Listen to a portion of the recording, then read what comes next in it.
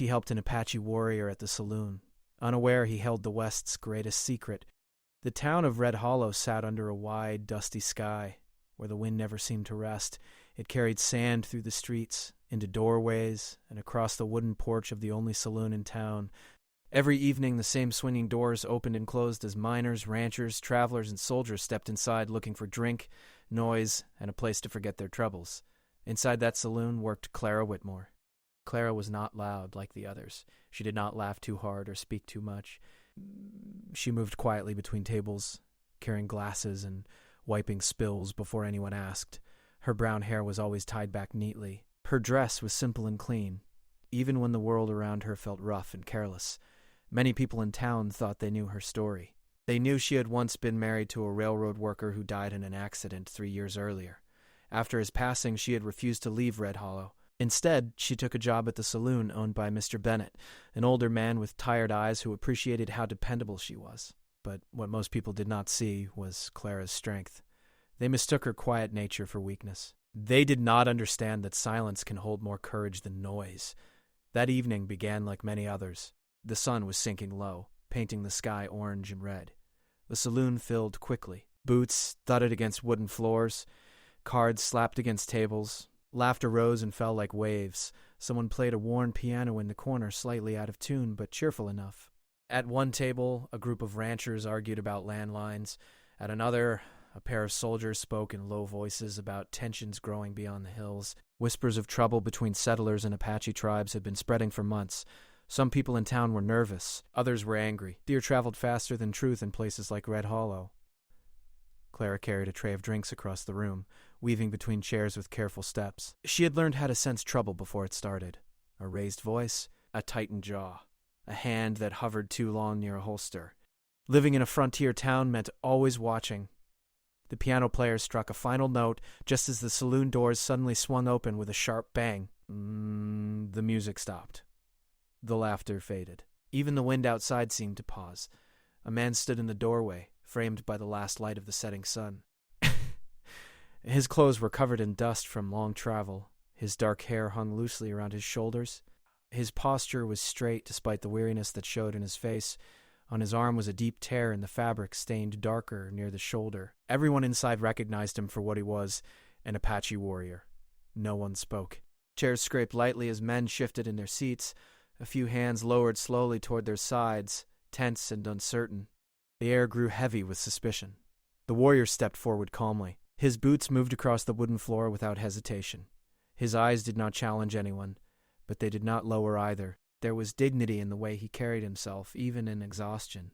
She could see something others did not notice right away, the way his steps were slightly uneven. The tightness in his jaw when he moved his left arm, the faint tremble he tried to hide. He was injured. Mr. Bennett cleared his throat behind the counter but said nothing. The sheriff, who had been sitting near the back wall, watched carefully but stayed seated. The warrior stopped near an empty table. He did not reach for anything. He did not speak loudly. In a steady but tired voice, he said only one word, water. The word echoed in the silent room. No one moved. Clara felt the weight of every eye shift toward her. She stood frozen for just a second, tray still in her hands. She knew what the others were thinking. Helping him could bring trouble. People were already nervous. One wrong move could turn the room angry, but she also knew something else. He was thirsty. He was hurt. And he had asked for water, not a fight. Clara slowly placed her tray on a nearby table. The sound of the glasses touching wood seemed louder than usual. She walked toward the counter, aware of the tension pressing against her back like a wall. Clara, one of the ranchers muttered under his breath, a warning in his tone. She did not respond. She picked up a clean tin cup and filled it carefully from the barrel behind the counter. Her hands were steady, though her thoughts raced. She was not blind to danger. She understood the risks. But she also believed that fear should not decide who receives kindness. Turning around, she walked toward the warrior. Each step felt longer than the last. The wooden floor creaked beneath her boots. The entire saloon watched in silence. When she reached his table, she gently placed the cup in front of him. He looked at her, surprised. Up close, she could see the dust on his face, the dryness of his lips, and the deep cut along his upper arm where the fabric had torn. The wound looked fresh. "Thank you," he said quietly. His voice was calm, respectful. Clara gave a small nod. "You're welcome." He lifted the cup carefully with his uninjured hand and drank slowly, as if making the water last. No one else moved. The sheriff finally stood up and walked a few steps closer. "You passing through?" he asked. The warrior lowered the cup. "Yes." "Trouble following you?" The warrior paused for a moment before answering. "Only the wind."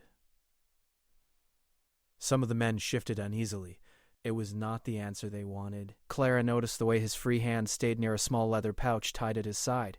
He guarded it closely, as if it were more valuable than anything else he carried. When he finished the water, Clara saw him wince slightly as he adjusted his arm. "You're hurt," she said softly before she could stop herself. A few men scoffed quietly at her concern. The warrior glanced at his arm. "It will heal." Clara hesitated, then spoke again. "It should be cleaned." The room stirred with quiet disagreement. Mr. Bennett looked at her with concern. The sheriff crossed his arms but did not interfere. Clara knew she was stepping into dangerous ground. But she could not ignore the wound. Infection could spread quickly in the heat and dust of the frontier. There's a back room," she said gently. "I can bring clean cloth." For a long moment the warrior studied her face, as if searching for hidden meaning. Finding none, he gave a slight nod. The two of them stood. Every sound in the room seemed sharper as they walked toward the back hallway. Clara could feel the stares following her. Some were angry, some were confused. A few were simply curious. When the back door closed behind them, the noise of the saloon slowly returned, though quieter than before. In the small storage room, lit by a single lantern, Clara gestured for him to sit on a wooden crate. She brought a bowl of clean water and fresh cloth from a shelf. Up close, the injury looked worse. The cut was deep but not life-threatening. It needed careful cleaning. She worked silently at first, gently wiping away dirt. He did not flinch, though his jaw tightened slightly. After a moment he spoke. "You are not afraid?" Clara considered the question. I am," she answered honestly. "But fear does not always decide what is right." He looked at her again, this time with something like respect.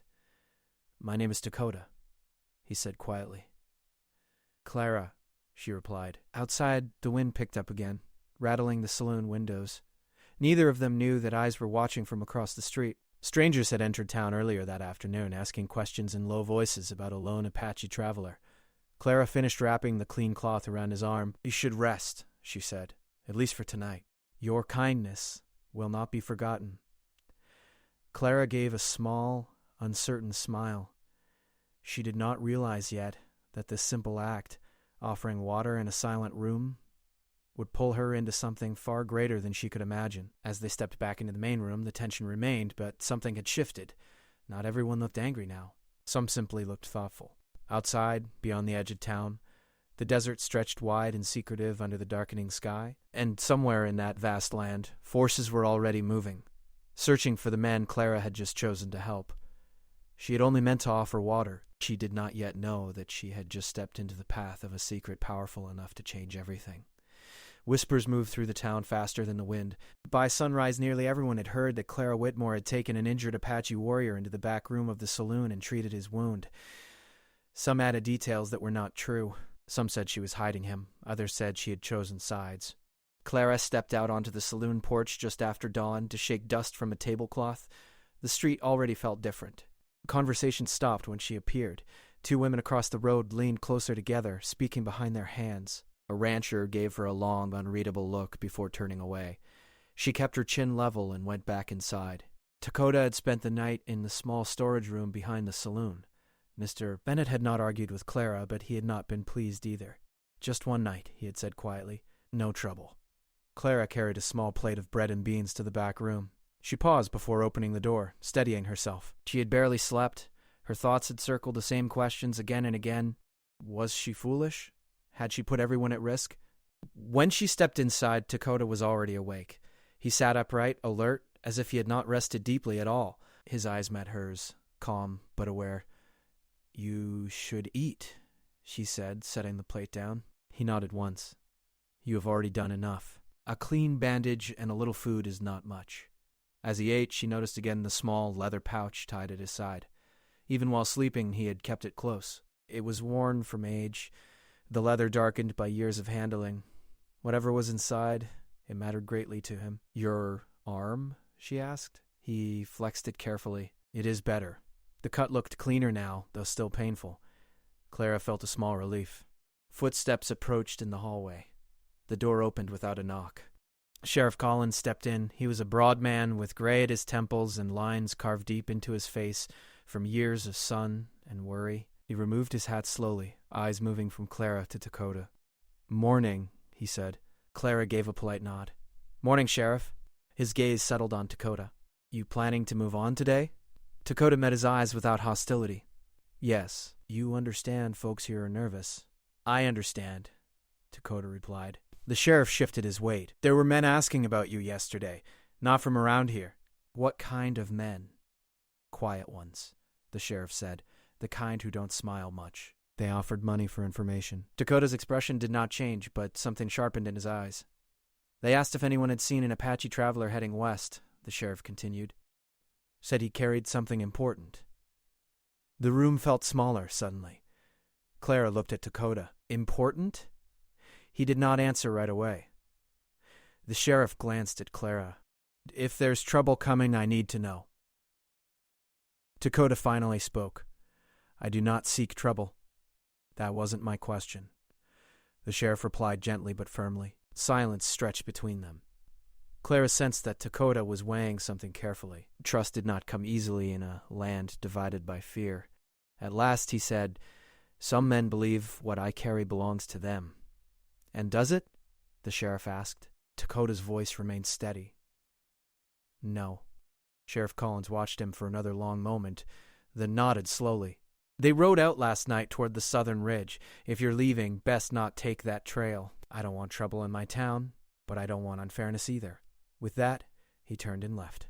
Clara let out a breath she hadn't realized she was holding. "They are close," she said quietly. "Yes," Dakota replied. "Who are they?" He looked down at the leather pouch in his hand. His fingers brushed across it almost protectively.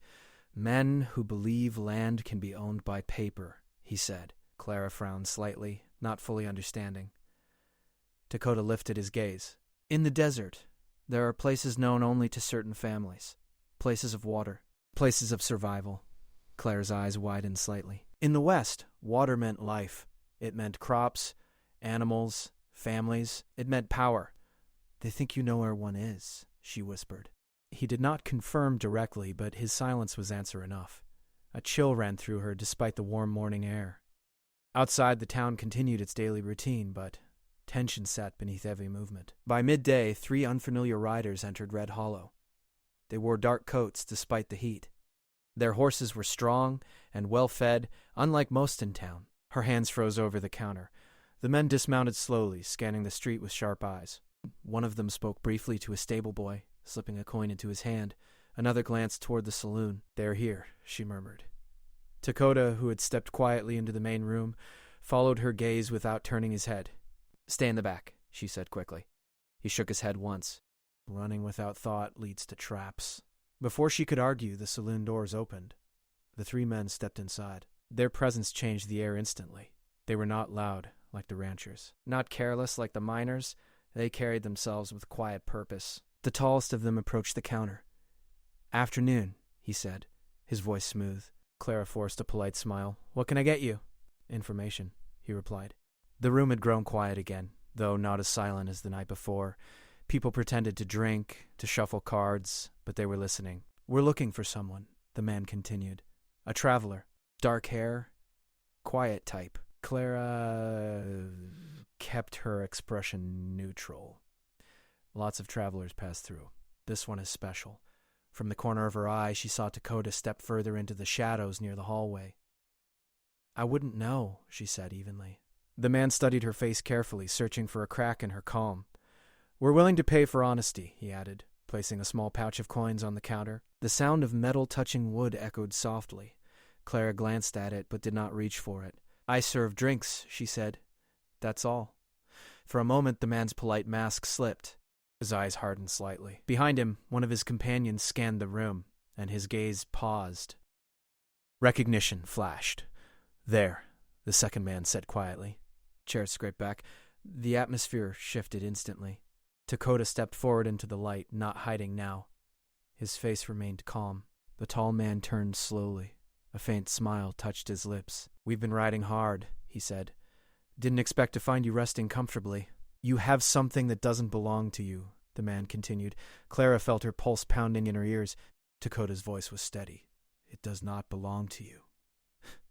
A few townsmen stood halfway from their seats, unsure whether to intervene or stay out of it. Sheriff Collins appeared near the doorway, watchful but cautious. The tall man glanced at him. "We're just having a conversation." The sheriff's eyes narrowed slightly. "Keep it that way."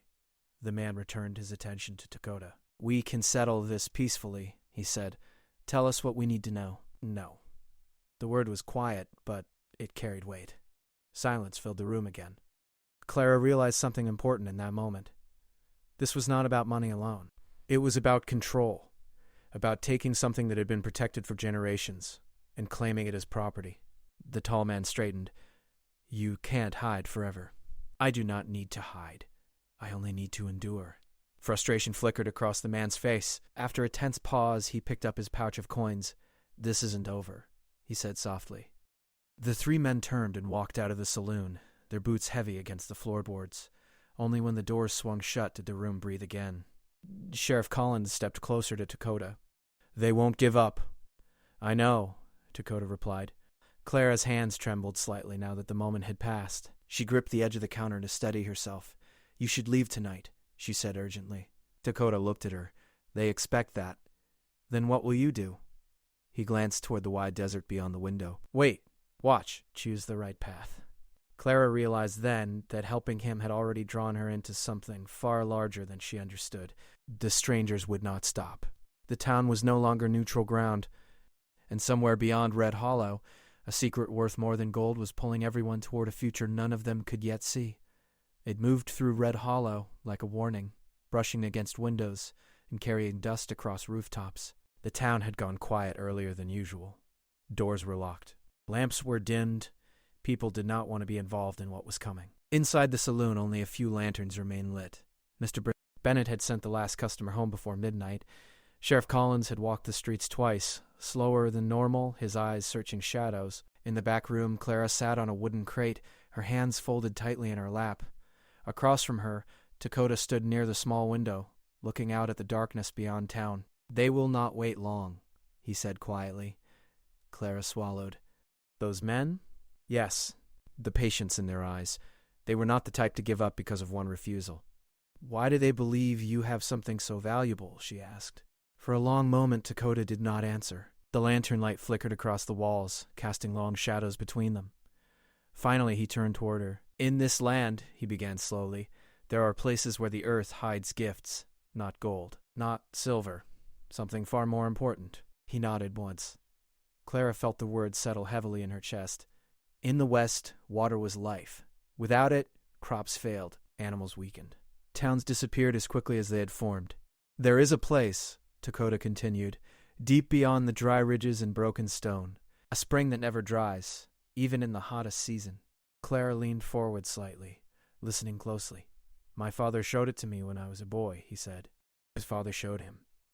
"It has been guarded for generations. Not written on paper, not marked on any map, only remembered," she said softly. "Yes." Clara understood now that whatever was inside was not treasure in the way most people imagined.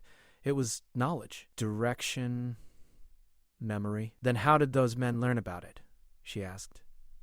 Dakota's eyes darkened slightly. "Years ago, a trader followed one of our elders. He did not find the spring, but he saw enough to believe something was there. Since then, rumors have grown. Each time the land suffers drought, the rumors grow stronger." Clara pictured the three men in dark coats. They were not desperate farmers. They were not families searching for survival. They were investors, perhaps backed by people far away, who saw the West as something to claim piece by piece. "They would sell it," she said quietly. "Yes," Dakota replied. "They would build fences around it, charge others to drink from it. The spring would no longer belong to the land. It would belong to whoever held the paper." Clara felt a quiet anger rise in her chest. She had seen how land disputes had already divided Red Hollow, how greed had turned neighbors into enemies. "And you were chosen to protect this?" she asked. "My father grew weak last winter," Dakota said. Before he passed, he called me to sit beside him. He said the world was changing too quickly, that some things must remain guarded. He gave me this. He untied the leather pouch carefully and held it in his hands. For a moment he hesitated. Trust was not easy for either of them. Then he opened it. Inside was not gold, not gemstones. Only a small folded piece of worn cloth and a carved wooden token marked with symbols. The cloth holds markings, he explained.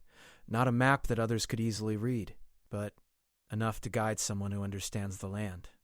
And the carving? She asked. It reminds me of the promise I made. Clara felt the weight of that promise settle into the small room.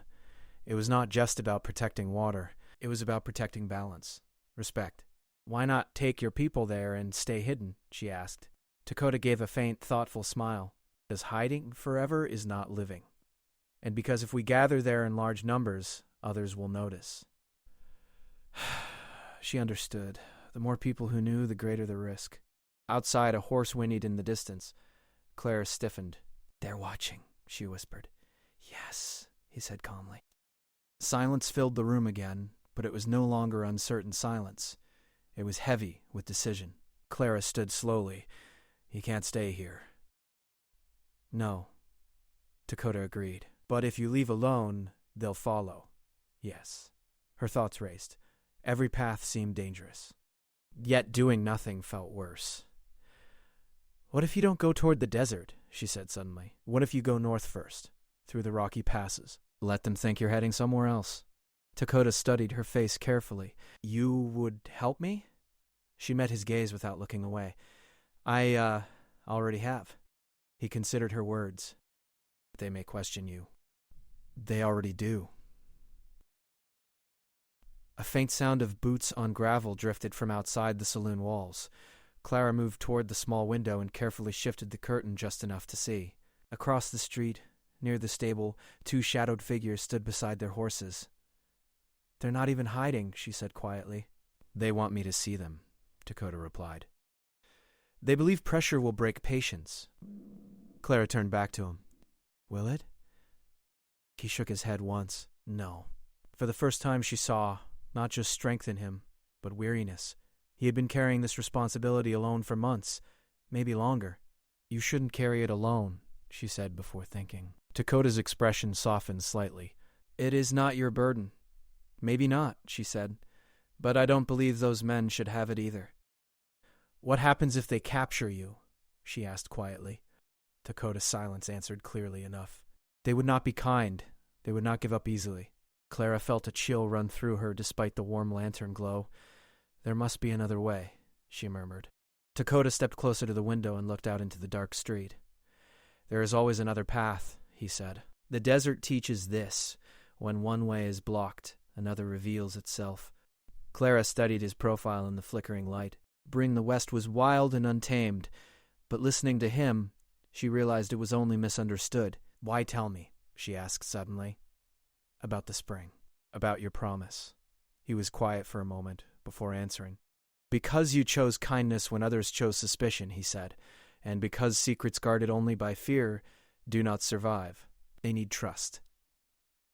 The words settled deep inside her.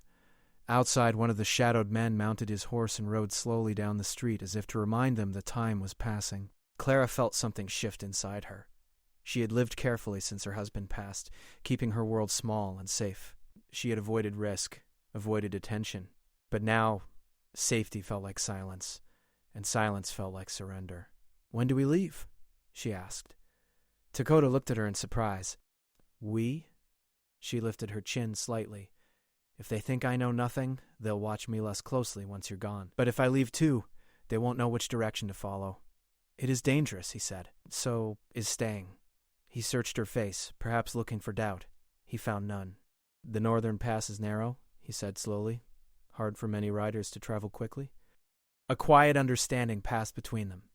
Outside, the town slept uneasily, unaware that, before sunrise, two figures would slip away from Red Hollow in opposite directions from what anyone expected, and far beyond the town, hidden beneath layers of stone and sun, a spring waited patiently, guarded not only by memory, but now by courage shared between two unlikely allies. The greatest secret of the West was no longer carried by one man alone. The town was wrapped in a soft gray silence. Even the wind had calmed, as if the land itself were holding its breath. Clara wore a simple riding skirt and a thick shawl to protect against the morning chill. She had packed only what she could carry in one small saddlebag: dried food, a water flask, a spare cloth, and a small photograph of her late husband that she kept tucked inside her Bible. Dakota stood beside a borrowed horse near the back of the saloon. Sheriff Collins had said little the night before, but he had left the stable gate unlocked. That was his quiet way of choosing a side without saying so aloud. "You can still turn back," Dakota said softly. Clara tightened the strap on her saddle. "If I turn back now, they'll know which direction you take." He studied her for a moment, then gave a single nod. They rode north, away from the open desert and away from the path the three men in dark coats would expect. The northern pass was rocky and uneven, used mostly by hunters and shepherds who knew how to move carefully through narrow ground. As they left the town behind, Clara did not look back. The early hours passed in silence except for the steady rhythm of hooves against stone. The sky slowly brightened, turning pale blue. The land changed as they climbed. The flat, dusty earth gave way to jagged rocks and dry brush clinging stubbornly to the slopes. By mid-morning, the sun had risen high enough to warm the air. Clara's legs ached from the unfamiliar ride, but she said nothing. She focused on following Dakota's lead, guiding her horse carefully through the uneven path.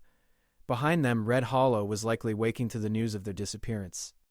"They will notice soon," she said quietly. "Yes," Dakota replied. "They will search the southern trail first. And when they don't find you, they will spread out." Clara glanced back down the path. So far, there was no sign of riders behind them, but she knew that could change quickly. The northern pass narrowed as they moved deeper into it. Tall rock walls rose on either side, casting long shadows that offered some protection from the sun. The ground became rougher, forcing them to slow their pace. Around midday, Dakota raised his hand and brought his horse to a stop. Clara halted beside him. "What is it?" He listened carefully, tilting his head slightly. At first she heard nothing but wind brushing against stone. Then, faintly, she caught it, the distant echo of hooves. Her heart began to race. "They're faster than I hoped," she whispered. Dakota's eyes scanned the rocky slopes above them. "We cannot outrun them here. Then what do we do?" Instead of answering immediately, he guided his horse toward a narrow side trail barely visible between two large boulders. Clara followed without question. The hidden path twisted sharply and climbed higher. It was difficult and steep, forcing them to dismount and lead their horses by hand. Clara's palms grew sore as she held the reins, her boots slipping occasionally on loose gravel. The sound of hooves behind them grew clearer. "They've reached the pass," she said, breathless. "Yes," Dakota replied calmly. They reached a small ledge overlooking the main trail below. From there they could see the three men riding carefully through the narrow ground, scanning for fresh tracks. Clara crouched behind a large rock, her pulse pounding in her ears. "If they look up," she began. "They're watching the ground," Dakota said. "They trust signs in the dust." From their higher position, the riders below looked smaller, but their determination was clear. The tall man in the lead studied the path with sharp focus. Clara realized something important then. These men were patient. They were not acting out of anger. They were acting out of ambition. After several tense minutes, the riders continued forward along the main trail, unaware of the hidden path above them. Clara released a slow breath. "They'll realize eventually," she said. "Yes, but not immediately." They waited until the riders disappeared around a bend before continuing upward. The climb was exhausting. By late afternoon, Clara's muscles trembled with fatigue. Her throat felt dry despite careful sips from her flask. At last, they reached a plateau overlooking a wide stretch of rugged land.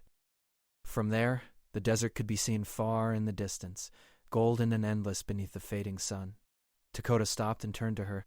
"From here, we change direction," he said. "South?" she guessed. "Yes, but not in a straight line," explained quickly. They would circle west first, then cut south through terrain too rough for easy travel. The goal was not speed, but confusion. The men hunting them would expect direct paths. Instead, they would leave uncertain traces. As they rode again, Clara felt both fear and determination settle inside her. She had never imagined leaving Red Hollow this way, riding through wild land with a secret powerful enough to draw pursuit. Yet she did not regret her choice. As evening approached, clouds gathered unexpectedly over the horizon. The air shifted. The scent of distant rain touched the wind. "A storm is coming."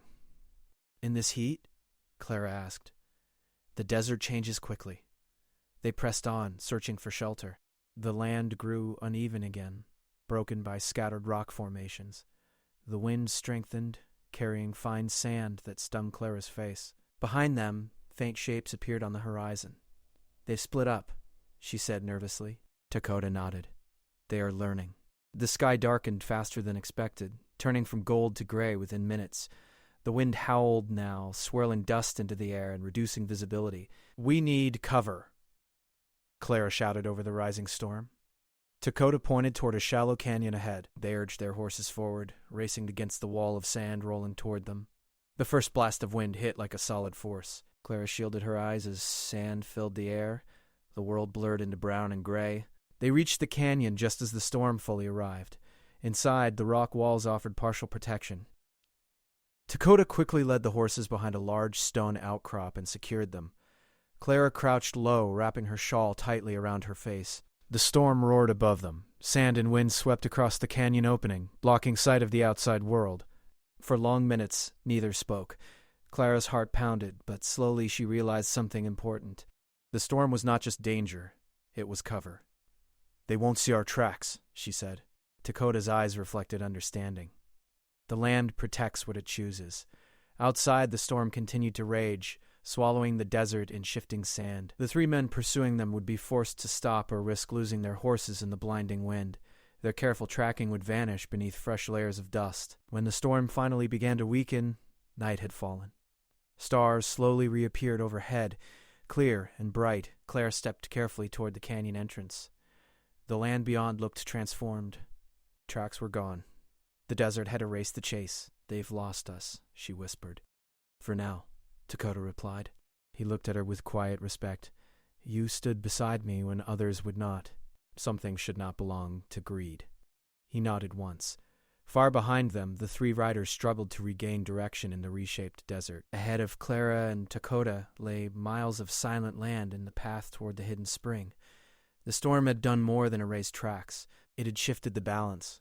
The desert looked different, softer in some places where the sand had settled into smooth waves. The air felt fresh, almost cool, as if the land had washed itself clean during the night. Clara stepped out from the canyon shelter and looked at the wide horizon. There were no tracks behind them, no sign of riders. No sound except the quiet breathing of their horses and the distant call of a desert bird. For the first time in days, her chest felt lighter. Dakota stood beside her, studying the land carefully. His eyes moved with quiet understanding, reading the shapes of stone and shadow as if they were written words. "They will search again," he said calmly, "but they must start from nothing, and we don't." They traveled at a steady pace that day, heading south now but not in a straight line. Dakota guided them through narrow valleys and across rocky stretches where hooves left little mark. Clara no longer asked how he knew which way to go. She trusted him. The land grew harsher as they moved deeper into the desert. Tall stone ridges rose in the distance like silent guardians. The sun climbed higher, and heat shimmered above the ground. Clara's water supply ran low, but she did not complain. She had come too far to doubt now. By late afternoon, Dakota slowed his horse. "We're close," he said quietly. Clara's heart quickened. She looked around but saw nothing unusual, only rock, sand, and scattered dried plants. He led her toward a narrow opening between two large stone walls. From a distance it looked like nothing more than shadow. But as they rode closer, the air changed. It felt slightly cooler, fresher. They dismounted and walked the horses through the passage. Inside, the canyon opened into a hidden hollow surrounded by tall cliffs. And there, in the center of that quiet space, clear water flowed gently from between smooth stones. Clara stopped in her tracks. It was not a large river, it was not dramatic or loud, but it was steady, pure, alive. Green plants grew around its edges, and small wildflowers dotted the ground nearby. The sound of water moving over stone was soft and constant. In the middle of the desert, it felt like a miracle. Dakota stepped forward slowly, kneeling beside the spring. He dipped his hand into the water and closed his eyes for a moment. "My father brought me here at sunrise," he said softly. "He told me this place survives because it is respected." Clara approached carefully, almost afraid to disturb the quiet beauty of it. She knelt and touched the water. It was cool against her warm skin. "They would build fences here," she whispered. "Yes," Dakota replied. "And the land would change." Clara imagined wooden posts hammered into the ground, signs claiming ownership, lines drawn where none had existed before. The thought felt wrong in this peaceful space. "This belongs to no one," she said. Dakota gave a small nod. "It belongs to balance." They allowed the horses to drink carefully. Clara refilled her flask, feeling deep gratitude. For a while, neither spoke. The silence here was different from the tense silence in Red Hollow. This silence felt alive, protective. After some time, Dakota stood. "You should not stay long," Clara said gently. He looked at her with understanding. "No. If others find this place because of us, the promise breaks. This was not a destination to settle. It was a place to guard quietly." "What will you do?" she asked. "I will remain near," he said. "Moving often. Watching." "And me?" Dakota studied her thoughtfully. "You have your own path," he said, "but you now carry knowledge." She understood what he meant. Even without knowing the exact direction back to the spring, she knew of its existence. She knew why it mattered. "I won't tell anyone," she said firmly. "I know," he replied. He reached into the leather pouch and removed the small carved wooden token. For a moment she thought he might put it back. Instead, he held it out to her. "I cannot give you the markings," he said, "but this reminds you of what you chose." The wood was smooth from years of handling. The carved symbols were simple yet meaningful. "I don't deserve this," she said quietly. "You stood beside what is right," he replied. "That is enough." A distant echo of sound drifted faintly across the desert. It could have been wind, or riders far away. Dakota's eyes lifted toward the canyon walls. "It is time," he said. Claire felt emotion rise unexpectedly in her chest. The past days had changed her in ways she did not yet fully understand. "You'll be careful?" she asked. A faint smile touched his face. "The desert and I understand each other." They walked back through the narrow stone passage together. At the edge of the hollow, their paths would separate. "You could return to Red Hollow," he said, "or choose another town." Clara thought about the saloon, the dusty street, the whispers, the life she had known before all this. "I think," she said slowly, "I will build something different." He waited, where people meet without fear, maybe near the edge of town, somewhere small. Dakota considered this. Bridges are stronger than walls. She smiled softly. "That's what I've learned." "That's what I've learned." "Thank you," she said. "For water," he replied. They parted without dramatic words. Dakota disappeared into the shifting desert landscape, moving with quiet confidence. Within minutes he blended into the land as if he had always belonged there. Clara mounted her horse and began the journey back toward civilization, though not directly to Red Hollow at first. She traveled carefully, taking her time. Days later, when she returned to the town, she found it restless but intact. The three men in dark coats had passed through again, frustrated and impatient, but with no clear direction to follow. Without tracks, without proof, their search had turned into guesswork. "I would be so happy." Sheriff Collins watched Clara ride in, but asked no questions in front of others. "You found your way," he said quietly. "Yes," she replied. "And him? He's where he needs to be." That was enough. In the weeks that followed, Clara made changes. She did not return fully to her old routine at the saloon. Instead, she used her savings and a small loan from Mr. Bennett to open a modest trading post on the edge of town. It welcomed travelers of all backgrounds. Water barrels stood outside for anyone passing through. Some people questioned her choices at first. Others admired her quiet determination. Over time, Red Hollow changed in small ways, not dramatically, not all at once, but slowly. Years later, during a severe dry season, nearby settlements struggled, yet unexpected water routes appeared in certain areas, guided carefully, respectfully, without clear ownership. Enough to help, not enough to control. Rumors spread again of a hidden spring deep in the desert, but no one could find it. Clara kept the wooden token in a small drawer beneath her counter. Sometimes, when business was slow and the wind carried dust through town, she would take it out and run her fingers across its carved lines. She had once thought the West's greatest treasure would be gold or land. Now she knew better. The greatest secret was not the spring itself. It was the understanding that some things are meant to be protected, not possessed. And it had all begun with a single cup of water offered in a silent room.